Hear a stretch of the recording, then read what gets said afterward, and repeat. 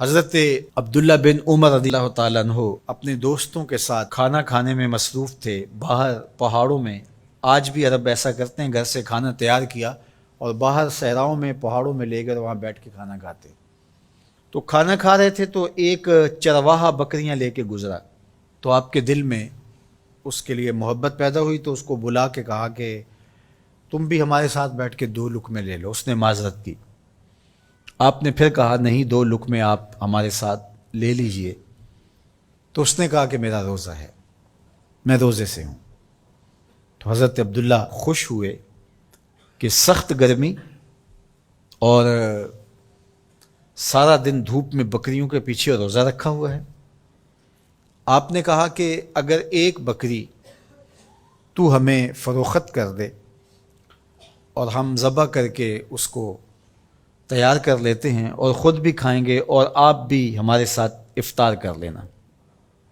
اس نے کہا میں ان بکریوں کا مالک نہیں ہوں، میں چرواہا ہوں، یہ میرے آقا کی بکریاں ہیں اور میں بیچنے کا مجاز نہیں ہوں۔ بہت متاثر ہوئے عبداللہ ابن عمر رضی اللہ تعالیٰ عنہ۔ آپ نے اس کو مزید آزمانے کے لیے کہا کہ تو اپنے آقا سے کہہ دینا کہ بھیڑیا بکری اٹھا کے لے گیا تھا، تو ایک بکری ہمیں دے دے۔ تو اس نے ایسے آسمان کی طرف دیکھا اور کہا اللہ کہاں ہے؟ بس اس کا یہ انداز حضرت عبداللہ بن عمر کو اتنا بھا گیا، اتنا اچھا لگا کہ آپ جب یہ واقعہ سنایا کرتے تھے تو آنکھوں سے آنسو جاری ہو جاتے، اور فرماتے اس نے یوں انگلی کھڑی کی تھی اور آسمان کی طرف دیکھا تھا اور بار بار کہتا تھا اللہ کہاں ہے؟ خیر آپ واپس شہر آئے، اس کے مالک کو تلاش کیا اور کہا کہ اس غلام کو اور بکریوں کو من چاہی قیمت کے ساتھ مجھے فروخت کر دو۔ اس نے بکریاں اور غلام دونوں بیچ دیے۔ آپ نے غلام کو بلایا اور کہا کہ تو آج کے بعد آزاد ہے اور یہ بکریاں بھی تیری ملک ہوئیں۔ تیرے ایک جملے نے کہ اللہ کہاں ہے تیرے لیے آزادی کا مجدہ بنا دیا اس کو، اور میں تجھے ساتھ دعا بھی دیتا ہوں اللہ تجھے جہنم کی آگ سے بھی آزاد فرمائے۔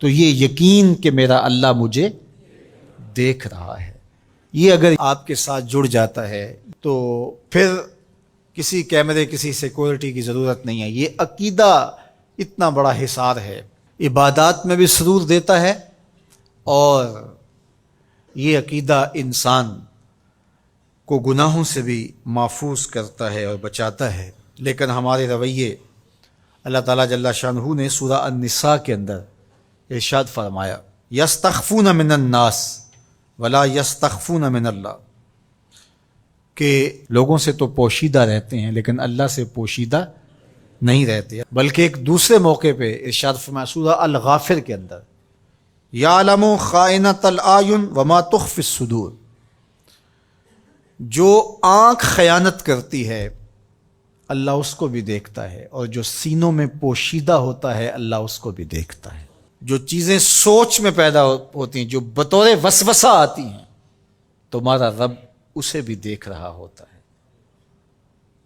حضرت عمر بن عبدالعزیز رضی اللہ تعالی عنہ فرمایا کرتے تھے کہ اپنی خلوتوں کو پاک رکھو، اللہ تمہارے ظاہر کو ستھرا کر دے گا۔ جس شخص کی خلوت پاکیزہ ہوتی ہے، عفت مآب ہوتی ہے، تو اس کے چہرے پہ خاص قسم کا نور ہوتا ہے۔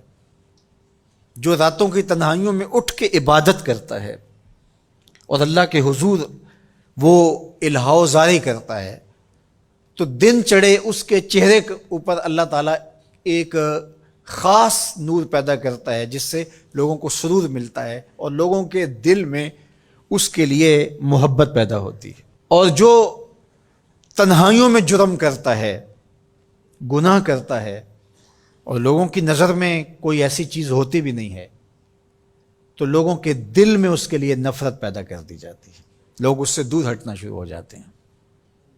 یہ دلوں کے سودے ہیں۔ تو اس لیے اپنی خلوتوں کو پاکیزہ کیجیے۔